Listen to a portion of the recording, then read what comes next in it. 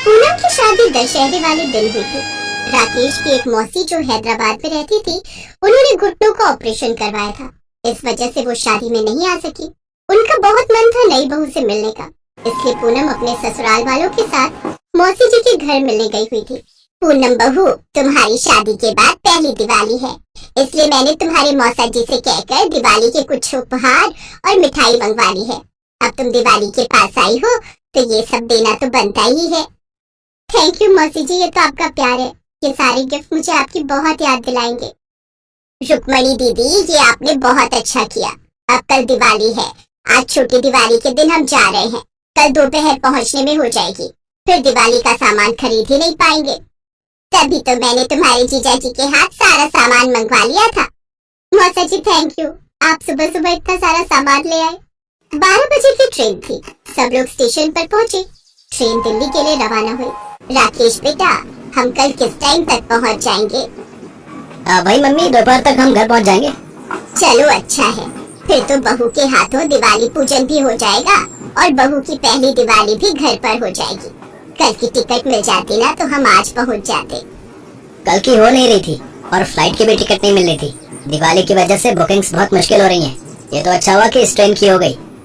माँ जी, मौसी जी मौसा जी बहुत अच्छे हैं, पता ही नहीं चला 2 दिन कब बीत गए। हाँ दीदी बहुत अच्छी है, शुरू से ही उनका मेरे साथ बहुत प्यार रहा है। वो मेरी बहन भी है और मेरी माँ भी है, ये समझ लो। वो तो उनके घुटनों का ऑपरेशन ना हुआ होता तो शादी में जरूर आती। अरे तुम्हारे पापा जी का फोन आ रहा है।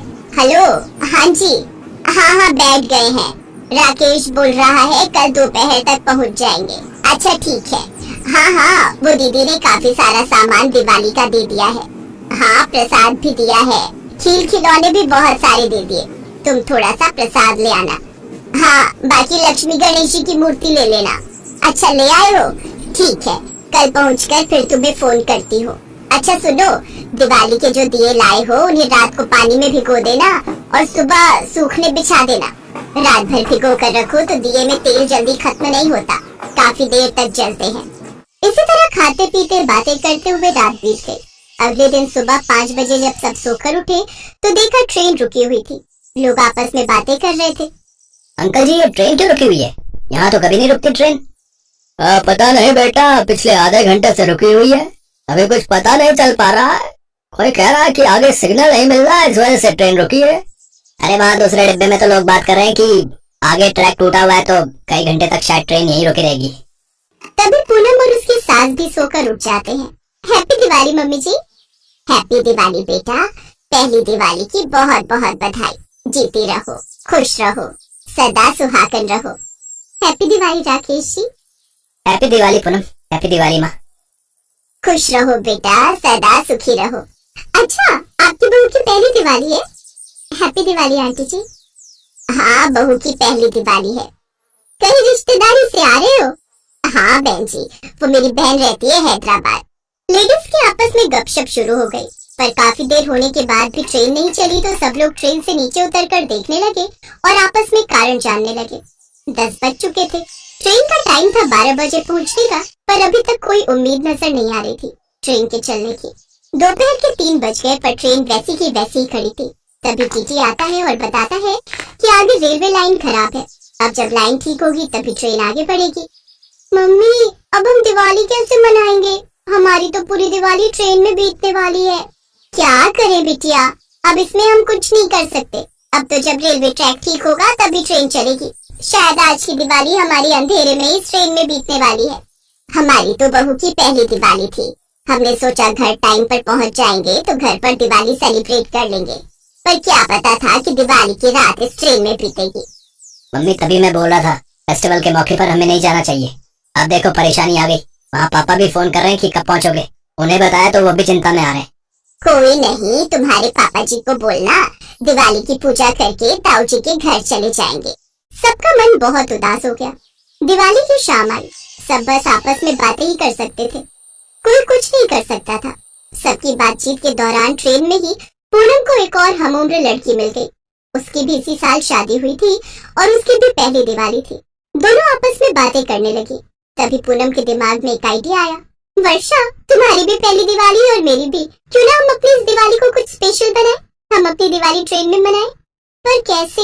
हमारे पास तो ना ही दिवाली के दीपक और लाइट्स और ना ही मिठाई खील बताशे। मेरे पास सारा सामान है, रुको मैं अभी बैग में से निकालती हूँ। बहू, ये सामान क्यों निकाल रही हो? माँ जी, आज दिवाली है, अगर हम घर पर दिवाली नहीं मना सकते तो ट्रेन में तो मना ही सकते हैं ना। और वैसे भी ये सामान मौसी जी ने बहुत प्यार से दिया था ताकि मैं अपनी पहली दिवाली पर इस्तेमाल कर सकूं। अब हम दिवाली पर घर तो पहुंच नहीं पाएंगे, इसलिए मैं सोच रही हूँ हम दिवाली का त्योहार ट्रेन में मनाएंगे। आइडिया तो बहुत अच्छा है, लाओ मैं हेल्प कर दूं। ये तो बहुत अच्छा विचार है बहू, चलो मैं भी तुम्हारी मदद करती हूँ। पूनम की बात को सुनकर बाकी के यात्री भी बहुत प्रोत्साहित हुए। पूनम और वर्षा मिलकर दिवाली के पूजन की तैयारी करती हैं। पूजा में प्रसाद रखती हैं, मिठाइयाँ रखती हैं और दीपक जलाकर सब लोग माता लक्ष्मी और भगवान गणेश का पूजन आरती करते हैं। पूरी ट्रेन में दिवाली की रौनक साफ साफ दिखाई दे रही थी। अरे पूनम, मौसा जी ने थोड़े पटाखे दिए थे ना, क्यों ना हम ट्रेन से बाहर उतरकर सब लोग फुलझड़ी जलाएं? हाँ, मेरा भी बहुत मन है फुलझड़ी जलाने का। भैया, मेरे पास दिवाली की ना थोड़ी आतिशबाजी है, हम सब मिलकर ना दिवाली की आतिशबाजी छोड़ते हैं। चलो सब लोग ट्रेन से बाहर चलते हैं। सब लोग ट्रेन से उतरकर आतिशबाजी छोड़ने लगते हैं। फुलझड़ी, अनार वगैरह जो भी थोड़ा बहुत सामान जिसके पास था, सबने खूब मजे किए। उस दिन दिवाली का त्योहार एक भाईचारे का प्रतीक भी बना। दिवाली के त्योहार को सब एक साथ भाईचारे के साथ मना रहे थे। उस दिन पूनम की सबने बहुत तारीफ की। उसके प्रयास की वजह से उसकी तो पहली दिवाली यादगार बनी है, और साथ ही ट्रेन में बैठे सभी यात्रियों के लिए भी वो दिवाली खुशहाली से भरी, कभी न भूलने वाली दिवाली बन गई।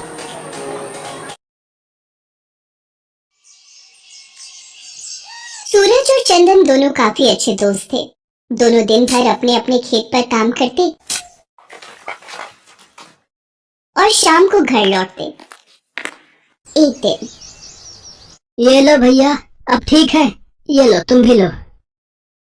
चंदन, मुझे एक बात समझ में नहीं आती, जब भी तुझे फसल के पैसे मिलते हैं तो कुछ पैसे ये मंदिर के बाहर बैठे भिखारियों में क्यों बांटने आ जाता है रे? अरे इन लोगों की तो आदत है मांगने की, मैं तो 1 रुपया इन्हें ना दूं। सूरज, मुझे पता है मैं खुद इतना अमीर नहीं कि इन लोगों के लिए ज्यादा कुछ कर सकूं, पर 20-30 रुपए भी यदि मैं इन्हें अपनी कमाई में से दे देता हूँ तो मुझे बहुत सुकून मिलता है रे। और शास्त्रों में भी कहा गया है कि अपनी कमाई का कुछ हिस्सा दान करने से घर में बरकत रहती है। जिस दिन कभी भगवान ने चाहा कि मेरी कमाई ज्यादा होगी तो मैं ज्यादा दान करूंगा। तू नहीं मानेगा, चल अब घर चलें, बहुत देर हो गई है और जोरों की भूख भी लगाई है। सूरज और चंदन दोनों अपने अपने घर चले जाते हैं। चंदन अपनी पत्नी रमा से कहता है, रमा, बस मेरा मन है इस बार दिवाली से पहले फसल की अच्छी बिक्री हो जाए तो त्योहार पर कुछ पैसे तो आ ही जाएंगे। आप चिंता मत करो, आप इतनी मेहनत करते हो तो उसका फल आपको जरूर मिलेगा। बापू, मुझे इस बार दिवाली पर बड़ी वाली फुलझड़ी दिलाओगे ना? बापू, मुझे भी बहुत सारे पटाखे लेने हैं, मेरे दोस्त संजू ने भी बहुत सारे पटाखे खरीदे हैं, रॉकेट, फिरकी, फुलझड़ी, बम, सब कुछ। हाँ हाँ मेरे बच्चों, मैं तुम्हें सब कुछ खरीदूंगा, नए कपड़े, मिठाई, बम, पटाखे, सब कुछ। इस तरह चंदन अपने बच्चों के साथ हंसी खुशी बातें कर रहा था। एक दिन, क्या हुआ चंदन, तू इतना मुंह लटका क्यों आ रहा है? पता नहीं सूरज, इस बार जो फसल उगाई थी उसके दाम बहुत गिर गए हैं रे। कैसे होगा सब कुछ इस बार, अगर सारी फसल बर्बाद हो जाएगी तो? मैं तुझसे कह रहा था कि तू वो फसल मत उगा, वो नहीं बिकेगी, पर तूने मेरी नहीं मानी। अब देख मेरी कितनी अच्छी बिक्री होगी। 4 दिन बाद दिवाली है, मेरी तो दिवाली आराम से बीतेगी। बेटा, मेरे घर में खाने को कुछ भी नहीं है, मेरा बेटा बीमार है, कुछ मदद कर दो ताकि अपने बेटे के लिए कुछ खाने का खरीद कर ले जा सको। अरे हट बढ़िया सामने से, पता नहीं त्योहार आते नहीं ये लोग मांगना शुरू कर देते हैं। मैं तो 1 रुपया तुम भिखारियों का न दूं। कोई बात नहीं बेटा, रहने दो, मैं कहीं और से मदद मांग लूंगी। अम्मा, मेरे पास ये 50 रुपए हैं, शायद इनसे तुम्हारी कुछ मदद हो जाए, ये रख लो। जीते रहो बेटा, माँ लक्ष्मी की कृपा तुम पर सदैव बनी रहे। तुम्हारा बहुत बहुत शुक्रिया बेटा। अब मैं इन रुपयों से अपने बच्चे को भोजन खरीद कर खिला सकती हूँ। बेटा, तुमने दिवाली के दिनों में मेरी सहायता की है, इसलिए मैं भी बदले में तुम्हें कुछ देना चाहती हूँ। ये कुछ गेहूं के दाने अपने खेतों में माँ लक्ष्मी का नाम लेकर फैला देना। माँ लक्ष्मी का आशीर्वाद तुम पर बना रहेगा बेटा। अरे ओ, तुझे इतना दानवीर कर्ण बनने का शौक क्यों है रे? है तेरी फसल नहीं बिकी, आगे 4 दिन बाद दिवाली है, तेरे खुद के पास खाने को पैसे नहीं है और तू भिखारियों को रुपए बांट रहा है। ज्यादा फालतू उड़ाने का शौक है तुझे, और बदले में मिला क्या? 4 गेहूं के दाने। सूरज, मेरी जेब में रुपए ना होते तो शायद मैं भी नहीं दे पाता, पर इस वक्त एक बूढ़ी अम्मा को पैसों की जरूरत थी और मेरी जेब में 50 रुपए रखे थे, इसलिए मैंने दे दिए। चंदन वो गेहूं के दाने अपनी जेब में रख लेता है और दोनों घर वापस आ जाते हैं। उधर वो बुढ़िया अपने असली रूप में आ जाती है। देवी लक्ष्मी, दिवाली के समीप आने पर पृथ्वी लोक में आपके स्वागत की तैयारियां शुरू हो गई हैं।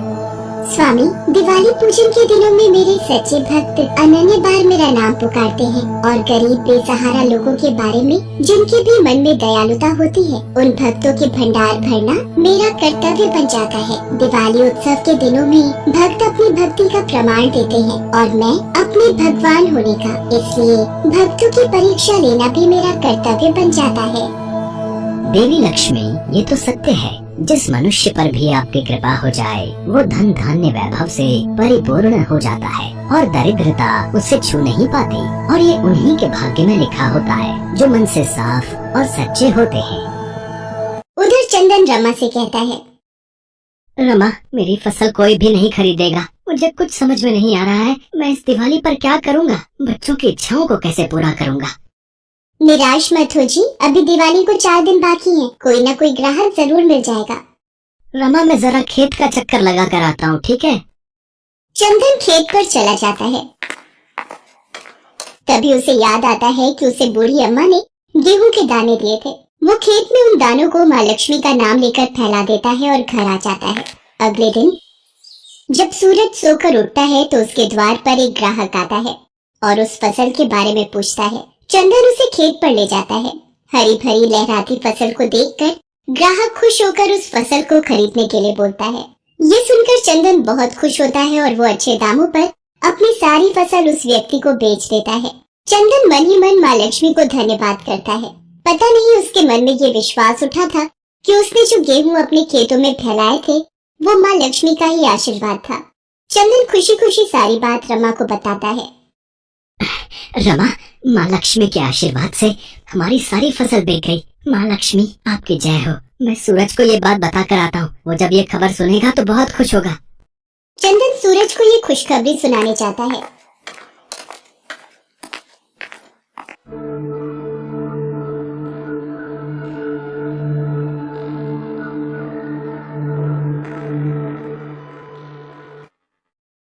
अरे सूरज, क्या हुआ? उदास क्यों बैठा है?